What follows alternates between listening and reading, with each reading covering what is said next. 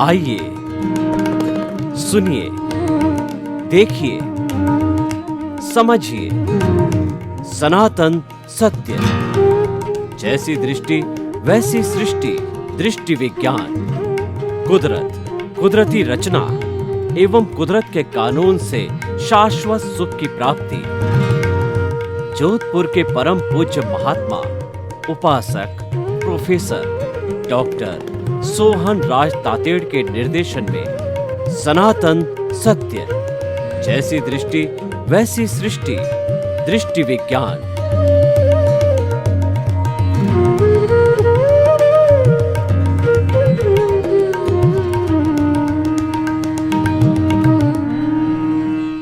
भाई और बहनों, मातृशक्ति को नमन।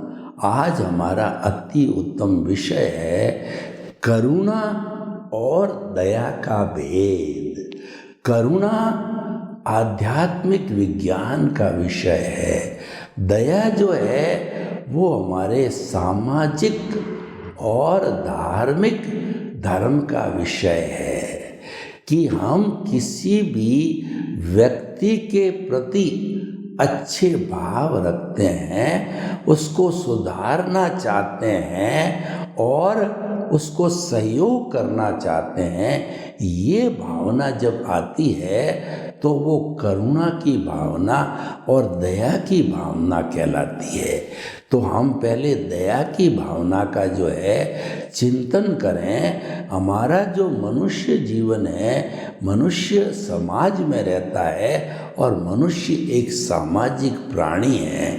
समाज में निर्वाह करने के लिए परस्पर गो जीवानाम का सिद्धांत पालन करना होता है, सापेक्ष होना पड़ता है, एक दूसरे को सहयोग देना पड़ता है, लेना पड़ता है। कपास वाला कपास उगाता है, फ्रूट ग्रेन वाला फ्रूट ग्रेन उगाता है, इंजीनियर का काम करता है, डॉक्टर का काम करता है, चार्टर्ड अकाउंटेंट का काम करता है।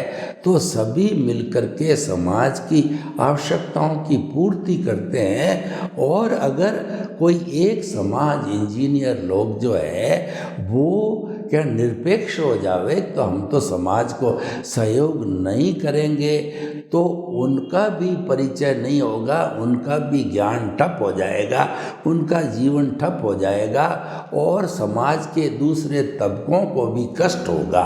तो इसीलिए परस्पर का जीवन है, उसमें सहयोग देना बहुत आवश्यक है। सहयोग देना और लेना ये दोनों एक सामाजिक जीवन में ये जो है कहना संजीवनी है।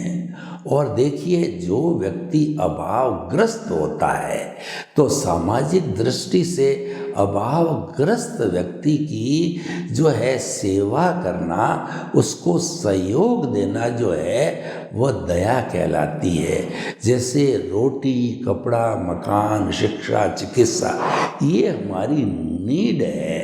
और जो लोग अभावग्रस्त होते हैं और वो अपनी नीड को पूर्ति नहीं करा पाते हैं, तो जो लोग साधन संपन्न होते हैं उनको उन अभावग्रस्त लोगों के प्रति दया का भाव आना चाहिए। और बहुत अच्छे लोग जो पूर्व जन्म में अच्छे कृत करके आए हैं, उनका हैवी पुण्योदय है। तो ऐसे व्यक्तियों को जो है, जो लूले, लंगड़े, अपाहिज, मूक, बधिर और विधवा और जो कहना चाहिए कि जो है वो अनाथ लोग, उन लोगों के प्रति उनमें दया के भाव आ जाते हैं कि उनका पुण्योदय है वो दया से जुड़ा हुआ होता है। तो भूखे को भोजन देते हैं, प्यासे को पानी पिलाते हैं, सर्दी में जिसको कंबल कपड़े की आवश्यकता हो उसको कंबल की आवश्यकता दी जाती है। शिक्षा के क्षेत्र के अंदर कोई पढ़ना चाहता है, स्टूडियस है, लेकिन उसके पास में फीस की जो दिक्कत है और जो कहना चाहिए जो उसको बुक्स की ज़रूरत है, तो ऐसी चीज़ों का सहयोग करना और चिकित्सा, कोई भी आदमी बीमार है, अभावग्रस्त है, तो उसकी चिकित्सा करने में सहयोग देना, तो हमारा रोजगार में सहयोग देना, उसका घर बन जाए उसके लिए कुछ सहयोग करना, ये सारे काम के प्रति हमारी अच्छी भावना आती है तो ये दया की भावना कहलाती है। देखिए, सेवा जो है 3 तरह से होती। दया तो आ गई, लेकिन जो है अगले वाले के पास भी जो है समय, श्रम और धन, 3 चीज़ें लगती है। जब जाके कोई भी काम इम्प्लीमेंट होता है तो आप देखिए, तन की सेवा, मन की सेवा और धन की सेवा। जो अभावग्रस्त लोग होते हैं, और कई लोग ऐसे होते हैं जो कि सीनियर सिटीजन हैं वगैरह है, या उन्होंने जो है अपना पैसे का कोटा पूरा हो गया है, तो ऐसे लोग जो दूसरे को प्रोत्साहन देने वाले, ऐसे 3 तरह के लोग होते हैं। पहला, जिनके पास समय है और उनको अनुभव है, तो अभावग्रस्त लोगों तक पहुंच करके और उनकी सेवा करनी चाहिए। जैसे कोई खाना बनाना अच्छा जानता है और जो है बेचारा कंदोई अफोर्ड नहीं कर पाता, तो उसके सामूहिक भोज में उसको जाना चाहिए। कोई शिक्षक है और कोई बेचारा स्टूडेंट मेरिटोरियस है, वो पढ़ना चाहता है तो शिक्षक उसको पढ़ाए। चिकित्सक है, वो जो उसे बिना फीस लिए उसका इलाज करे, और जो है वो सीए है, वकील है, उसे बिना फीस लिए उसकी निस्वार्थ भाव से सेवा करे, तो वो दया से ओतप्रोत तो हो गया। पहले तो देखिए, दया नहीं आएगी तो वो कोई व्यक्ति किसी की सेवा नहीं करेगा, उसको निरपेक्ष कहा जाता है। अगर व्यक्ति सापेक्ष है, साधन संपन्न है, उसके पास तन मन धन की सेवा करने की इच्छा होती है, तो ऐसा व्यक्ति ही करुणाशील होगा, और उस करुणा को इम्प्लीमेंट करने के लिए वो अपना तन की सेवा, मन की सेवा, और धन होता धन से सेवा करेगा। मन की सेवा का अर्थ ये हुआ कि समाज के अंदर बहुत अच्छे अच्छे काम करने वाले लोग होते हैं, लेकिन उनको कोई एप्रिसिएशन नहीं देता है। तो मन की सेवा का मतलब, जो लोग काबिल लोग हैं, समाज में अच्छा काम करते हैं, उनको एप्रिशिएट करना, उनको अवार्ड देना, समय समय पर उनको सम्मानित करना, ये मन की सेवा कहलाती है। तो भाई और बहनों, देखिए, ये जो सांसारिक जीवन है, यानी हमारा सामाजिक जीवन है, और धार्मिक जीवन भी समझ लीजिए। कोई व्यक्ति जो है सत्संग करने जाना चाहता है, वो तीर्थ यात्रा करने जाना चाहता है, गुरु के दर्शन करने जाना चाहता है, लेकिन उसके पास जाने के लिए पैसे नहीं है, ऐसा ग्रुप हो, उनको गाड़ी के द्वारा भेज दिया और उनको तीर्थ यात्राएं, जैसे सरकार कई बार वरिष्ठ नागरिकों को तीर्थ यात्रा करवाती है, तो उसी तरह से जो एनजीओ है, जो समाज के अंदर कुछ ऐसी संस्थाएं हैं, वे लोग जो है उसके अंदर काम करने वाले दयाशील व्यक्ति होते हैं, जो तन मन धन तीनों ही लगाते हैं। तो ऐसे लोग जो है वो उन लोगों की अच्छी सेवा कर सकते हैं। तो भाई और बहनों, हमारे सांसारिक जीवन में, यानी कि हमारे सामाजिक धर्म, यानी मानव धर्म, और हमारा कुल धर्म क्या होता है? कुल धर्म फॉर्मेट पर आधारित होता है। ये हमको जन्म से मिलता है। मेरे 4 फादर्स है, वो जैनी हैं, तो जन्म से मेरे को जैन धर्म मिला, और जन्म से जैन धर्म मिला तो मैं प्रारंभ से ही, बचपन से ही जैन धर्म की उपासना कर रहा हूँ। और ऐसे जो है जन्म से मिलने वाले धर्मों को कुल से मिलता है, तो कुल धर्म कहते हैं। कुल धर्म है वो एक फॉर्मेट पर आधारित होता है। उसमें हर कुल धर्म के अंदर आज विश्व में 360-65 तरह के कुल धर्म हैं। तो उन कुल धर्म के फॉर्मेट के अंदर एक ईश्वर होता है, एक मंदिर होता है, एक शास्त्र होता है, एक मंत्र होता है, और एक जो है उसका क्रियाकांड की जो है पूरा सिस्टम होता है, एक संस्था होती है, उसके फॉलोअर्स होते हैं और उसके साधु साध्वियाँ होते हैं। ये पूरा फॉर्मेट है। ये फॉर्मेट हर एक जो है धर्म का अपना अपना फॉर्मेट होता है। उसके अनुसार चलना जो है ये हमारा कहना चाहिए कि ये हमारा कुल धर्म का है। उसमें दया का कॉन्सेप्ट चलता है, सामाजिक जीवन में दया का कॉन्सेप्ट चलता है। लेकिन दूसरा जो करुणा का कॉन्सेप्ट है, करुणा का कॉन्सेप्ट है, ये स्पिरिचुअल कॉन्सेप्ट है। कई बार हम करुणा दया को एक सा मान लेते हैं और वास्तव में दया में भी करुणा का भाग है। लेकिन इसकी दार्शनिक जो है परिभाषा में जावें तो करुणा का अर्थ होता है उस व्यक्ति को जो है वो सम्यक ज्ञान देना, उस व्यक्ति को तारने का ज्ञान देना, यानी कि किसी व्यक्ति पर करुणा करके और वह व्यक्ति जो है शाश्वत सुख को प्राप्त करे, उसके लिए उसकी नींव लगाना, यानी प्योरली स्पिरिचुअल, उसको आत्मधर्म कहते हैं। तो आत्मधर्म में क्या है, उसको आत्मा का पाठ पढ़ाना। वैसे देखिए, भूखे भजनन होय गोपाला, व्यक्ति भूखा होता है तो रोटी उसके लिए भगवान होती है, रोटी ही उसके लिए सत्य होती है और रोटी उसके लिए अहिंसा होती है। तो वो सारा दया पूर्ति होने पर करुणा का चैप्टर चालू होता है। और जो लोगों का जो है वो जो कहना चाहिए कि उसकी जो बेसिक नीड्स पूरी हो जाती है तो उनके ऊपर करुणा का कॉन्सेप्ट लागू होता है। जैसे जितने जितने भगवान हुए हैं उन्होंने जो है करुणा करके और आत्मज्ञान दिया। आत्मज्ञान के अंदर कोई फॉर्मेट नहीं है, कोई डिवीजन नहीं है। आत्मज्ञान सनातन सत्य पर आधारित होता है। सनातन सत्य का अर्थ होता है यूनिवर्सल ट्रुथ, सार्वभौम सत्य, ultimate reality of the universe है, वो सनातन सत्य होता है। और सनातन सत्य हमेशा कुदरत की रचना और कुदरत के कानून पर आधारित होता है, क्योंकि कुदरत है वो नेचर है, सबकी माँ है। कुदरत के ऊपर कोई नहीं, हम सब कुदरत के अंदर अपना जीवन यापन करते हैं। और इस कुदरत के प्राणी मात्र इस कुदरत का जो है यूज़र है, गेस्ट है और सफ़रर है। वो कर्मों का भुगतान कुदरत के माध्यम से ही करता है।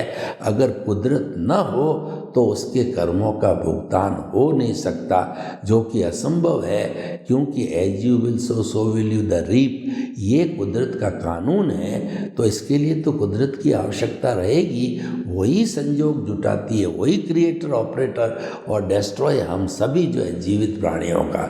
तो भाई और बहनों, ये जो सनातन सत्य है ये आत्मविज्ञान पर जो है वो निर्भर करता है, क्योंकि इसमें कोई भेद नहीं है, ये परमानेंट है। और हमारा जो कुल धर्म है वो पुण्य पाप पर आधारित होता है और आत्म धर्म होता है वह मुक्ति पर आधारित होता है। उसमें केवल यही पाठ पढ़ाया जाता है कि मन वचन काया से मुक्त, ऐसा मैं शुद्ध आत्मा हूँ। मन वचन काया कुदरती रचना, इसको चलाने वाला कुदरत है और कुदरत के अधीन है। तो आपको कोई पंचायती नहीं करनी है, आपकी कोई फ्रीडम नहीं है, एक अतिरिक्त सांस लेने की फ्रीडम नहीं है। और ये ऑटो मोड से चलता है, आप हाथ डालोगे तो आपका हाथ कटेगा। आपके कहे अनुसार जो है मन वचन काया का उदय प्रारब्ध नहीं चल सकता, यानी कर्मों का भुगतान जो आप लेके आए वो आपको भुगतना ही पड़ेगा और वो भुगताएगी कुदरत। संजोग जुटाएगी, द्रव्य क्षेत्र काल भाव से, और भुगताने की एजेंसी है वो कुदरत है। तो इसीलिए जो है हम आपको बता रहे हैं कि आत्मज्ञान के अंदर करुणा की बात आती है कि हर व्यक्ति अगर शाश्वत सुख को प्राप्त कर लेता है तो फिर कोई दुख आएगा ही नहीं। दया में क्या करते हैं, हम प्राथमिक उपचार करते हैं कि जिसको जो आवश्यकता हो उसकी पूर्ति कर देते हैं, और होलिस्टिक है वो हमारा आत्मविज्ञान है, अध्यात्म विज्ञान है, जो मुक्ति का मार्ग है, वो सनातन सत्य, वो यूनिवर्सल ट्रुथ है। क्योंकि आत्मविज्ञान के ऊपर कोई नहीं और कुदरत के ऊपर कोई नहीं, तो उसमें संपूर्ण ब्रह्मांड के जीवित प्राणी समाहित हो गए। किसी को कोई छोड़ा नहीं है, किसी का कोई डिवीजन नहीं किया है। समस्त आत्माओं के भीतर विराजमान शुद्ध आत्मा भगवान को निर्दोष दृष्टि से दर्शन कर उनको नमन करता हूँ, ये भाव आत्मविज्ञान के अंदर आता है। और आत्मविज्ञान हर जीवित प्राणी के अंदर सामान्य रूप से विराजित आत्मा, शुद्ध आत्मा भगवान है, वह ईश्वर का रूप है। अभी परमात्मा बने नहीं है, लेकिन परमात्मा बनने का लक्ष्य देता है, और सनातन सत्य जो है पूरा प्रोसीजर देता है। आपकी रॉन्ग बिलीफ को समाप्त करके आपको राइट बिलीफ देता है, और उस राइट बिलीफ के जरिए यानी सम्यक ज्ञान, सम्यक दर्शन के जरिए आप उसको डेवलप करते करते आपका समस्त अज्ञान समाप्त हो जाता है। अज्ञान का नाश ही सच्चा नाश है, अज्ञान का त्याग ही सच्चा त्याग है। और ये सबसे बड़ी करुणा है, किसी को ज्ञान देना, ये सबसे बड़ी करुणा है, किसी को सही सही रास्ता बताना। और क्योंकि 99% लोग मूड होते हैं, वो मिथ्या ज्ञान, मिथ्या दर्शन, और जो है वो कहना चाहिए कि वो कर्ता भाव से चलते हैं, वो ओनरशिप और डूअरशिप के सिद्धांत से चलते हैं, वो समाप्त किया जाता है, तो वह सही दृष्टि हो जाती है। वो मिथ्या ज्ञान, मिथ्या दर्शन, मौन या कर्म जो है वो सम्यक ज्ञान, सम्यक दर्शन और आपको निमित्त बना देते हैं, आपका कर्ता भाव भस्मीभूत कर देते हैं। वही कर्म बंधन का कारण होता है। ये करुणा है। ये करुणा कौन कर सकता है? ये करुणा है ज्ञानी पुरुष कर सकता है, सद्गुरु कर सकता है। और ये करुणा उसी को ही प्राप्त होती है जिसका पुण्योदय होना चाहिए। देखिए, दया में भी पुण्योदय होना चाहिए। दया जो है हमारा भौतिक जगत से जुड़ा हुआ है, और करुणा है हमारा अध्यात्म जगत से जुड़ा हुआ है। अध्यात्म विज्ञान जो है उसके अंदर आत्मा केंद्र में होती है, और आत्मा वो अमूर्त है। तो करुणा का अर्थ हो गया हम, और उस आत्मा का स्वभाव क्या है? अनंत ज्ञान, अनंत दर्शन, अनंत शक्ति, अनंत सुख का धाम, और वो सच्चिदानंद है। सत का मतलब अविनाशी है, चित का मतलब ज्ञान दर्शन वाला है, और आनंद उसका लक्षण है। तो करुणा का जो मुख्य उद्देश्य हो गया, किसी व्यक्ति में आनंद की स्थिति को पैदा करना, कि वह जो है आनंद की स्थिति को प्राप्त करके अभ्यास करते करते परमानेंट आनंद को प्राप्त करे। और वो जो होता है शाश्वत सुख होता है। सनातन सत्य जो है करुणा करके आपके जो है वो शाश्वत सुख की नींव लगा देता है। शाश्वत सुख हाथों हाथ नहीं दे सकता है, उसकी नींव लगा के आपको 3 ग्राफ दे देता है, प्रतीति, जागृति और अनुभव। आपको 100% जो है वो कहना चाहिए निमित्त बना करके आपके साथ में उसकी टीम निमित्त निर्दोष करता और शुद्ध आत्मा साथ लगाता है। और आत्मा को स्वयं को जो है केंद्र बिंदु है, हमारा दर्शन केंद्र कहिए, आज्ञा चक्र कहिए, और आत्मा के भीतर जाने का द्वार कहिए, उस स्थान के ऊपर जो है आपके शुद्ध आत्मा भगवान को भावों द्वारा प्राण प्रतिष्ठा करके और बिठा दिया जाता। फिर उसका साम्राज्य, उसके निर्देश चलते हैं और उसकी पूरी टीम है। निमित्त निर्दोष करता शुद्ध आत्मा संवर है, निर्जरा है, 5 आज्ञा है, ये सब उसकी टीम है। तो उसकी बड़ी टीम होती है, उस टीम के माध्यम से सारा काम होते होते ये सब भीतरी जगत के तत्व है, ये कहीं बाहर दिखाई नहीं देते, क्योंकि आत्मा तो अमूर्त है और आत्मा में से एक भाव सत्ता, सब भावों का जगत है। मैं जो करुणा की बात करता हूँ, ये करुणा भावों का जगत है। दया तो दिखती है पर करुणा नहीं दिखती, क्योंकि करुणा करने वाला है भीतर ही भीतर जो है आप्लावित होता है कि ये व्यक्ति देखो अज्ञानी है, मुझे इसके अज्ञान को नाश करना है। और जो दया भाव रखने वाले हैं वो उसको भौतिक चीज़ों से उसके अभाव को समाप्त करेंगे, और जो करुणाशील होते हैं उसके अज्ञान का विनाश करके उसकी जगह विज्ञान को उत्पन्न करना, ये हमारी करुणा का उद्देश्य है। तो कहने का मतलब करुणा का संबंध आध्यात्मिक से है, भीतरी जगत से है। दया का संबंध है वो हमारे सहयोग से संबंधित है, सामाजिक सहयोग, वो सामाजिक और कुल धर्म पे लागू होता है, जो पुण्य पाप से भी जुड़ा होता है। तो वो जो है वो 2 विषय अलग अलग हो गए। करुणा ये जो है हमारा अमूर्त का जो विषय है भीतर का, उससे जुड़ा हुआ भीतरी जगत में काम करता है। दया है हमारे पुण्य पाप से जुड़ा हुआ है और ये बाहरी जगत में काम करता है, सामाजिक धर्म और कुल धर्म, उसके अंदर पुण्य पाप चलते हैं और आत्म धर्म के अंदर जो है मुक्ति का मार्ग चलता है। अतः भाई और बहनों, हम आपको बताना चाहते हैं कि दोनों अच्छी है जो है, हम इसीलिए दोनों को अलग अलग रखा है। एक मूर्त एक अमूर्त का धर्म, एक व्यवहार जगत और एक निश्चय जगत। हमारा जीवन भी व्यवहार और निश्चय दोनों से जुड़ा हुआ है।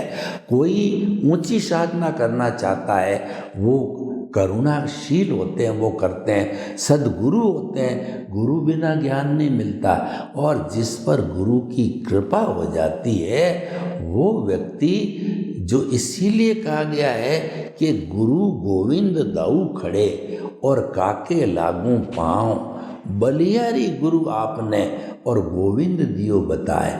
हमारा लक्ष्य ईश्वर को प्राप्त करना, हमारा लक्ष्य हमारी आत्मा को प्राप्त करना, उसका नाम स्पष्ट वेदन है, और उसका स्पर्श करना उसकी नींव लगाने के समान है। जो हमारा सनातन सत्य कार्यक्रम उसकी नींव लगाता है और आपको 3 ग्राफ देता है, उसका सहयोग लेके जागृति बढ़ा के आप अनुभव को बढ़ाते जाइए 2% से 360 डिग्री का लाइए।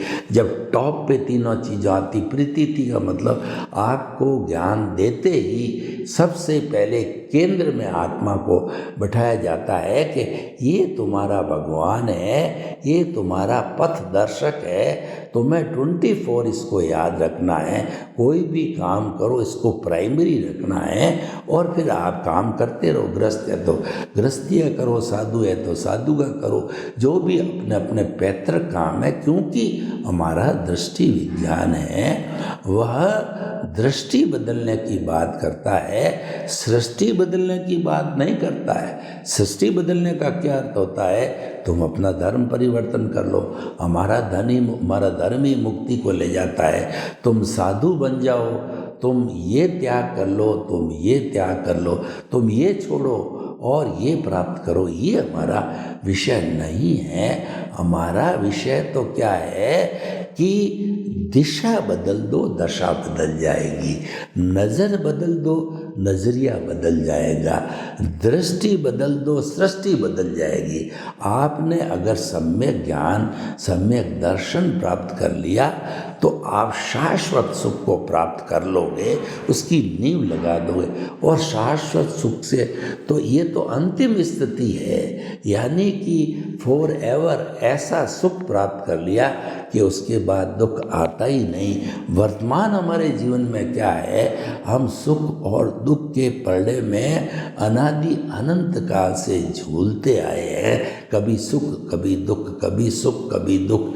तो इतना करते करते हम इतने नर्वस हो गए कि ये साइकिल कब तक चलाते रहेंगे, और हम किराए के मकान के अंदर कितना दिन तक और पर द्रव्य में हम कब तक रहेंगे। अल्टीमेटली तो स्वयं का मकान लेना पड़ेगा, अल्टीमेटली तो सौद्रव्य में जाना पड़ेगा।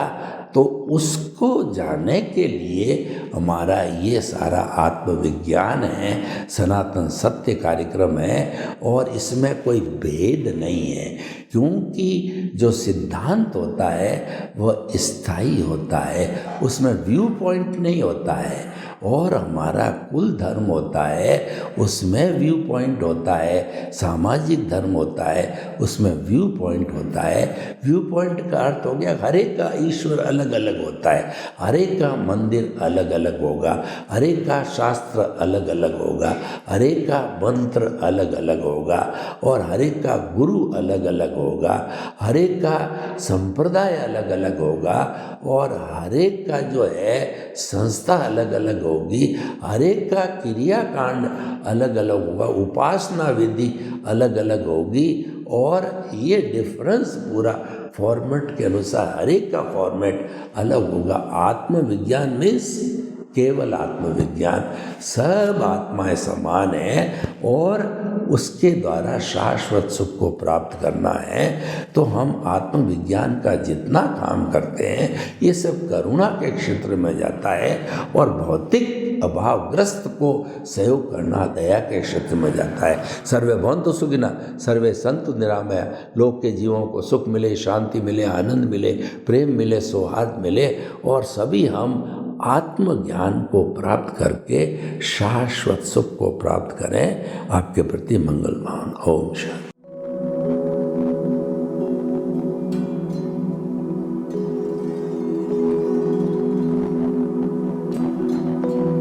एक ऐसा अंतर्राष्ट्रीय ख्याति प्राप्त मानव जो गुरु प्रेरणा से पिछले 20 वर्षों से वानप्रस्थ जीवन जीते हुए 24 घंटे मानवता की सेवा में संलग्न है। एक ऐसा मानव जो अभी राष्ट्रीय अंतर्राष्ट्रीय टीवी चैनलों पर 7,500 एपिसोड के माध्यम से सनातन सत्य, आत्मविज्ञान एवं पुनरुत्थान, व्यवहार एवं निश्चय जगत के जीवनोपयोगी विषयों पर हृदय स्पर्शी प्रवचन कर चुका है। उस मानव का नाम है महात्मा उपासक प्रोफेसर डॉक्टर सोहन राज तातेड़। प्रोफेसर तातेड़ द्वारा योग, दर्शन, शिक्षा विषयों पर रचित पीएचडी स्तर के 250 शोध ग्रंथ भारत के 100 प्रतिष्ठित विश्वविद्यालयों में शोधार्थी पढ़ रहे हैं, तथा वे सभी शोध ग्रंथ वहां की सेंट्रल लाइब्रेरियों में उपलब्ध हैं। महात्मा सोहन राज ने अभी तक हजारों स्कूलों, कॉलेजों, विश्वविद्यालयों एवं संस्थाओं में सेमिनार, वर्कशॉप, कैंप लगाकर लाखों विद्यार्थियों को योग, दर्शन, शिक्षा का प्रशिक्षण देकर उन्हें सुसंस्कारित किया। डॉक्टर तातेड़ ने भारतीय संस्कृति उत्थान के 4000 से अधिक समसामयिक विषयों पर आर्टिकल लिखकर ऑनलाइन जर्नल, पत्रिकाओं, वेबसाइट्स पर प्रकाशित किया, जिसका उपयोग लाखों पाठक कर रहे हैं। उपासक तातेड़ के 5000 से अधिक आज का सुविचार, आज का शुभ संदेश, आज का मंगल भावना योग आदि चिंतन websites, Twitter, blogger, Facebook, YouTube माध्यमों से लाखों लोग अपना जीवन निर्माण कर रहे हैं। मानवता के मसीहा ऐसे महामानव महात्मा सोहन राज तातेड़ के प्रोफाइल को अभी तक विश्व के 20 लाख दर्शक यूट्यूब पर, 12 लाख गूगल पर एवं लाखों दर्शक फेसबुक, ब्लॉगर, ट्विटर और इंस्टाग्राम पर देख चुके हैं।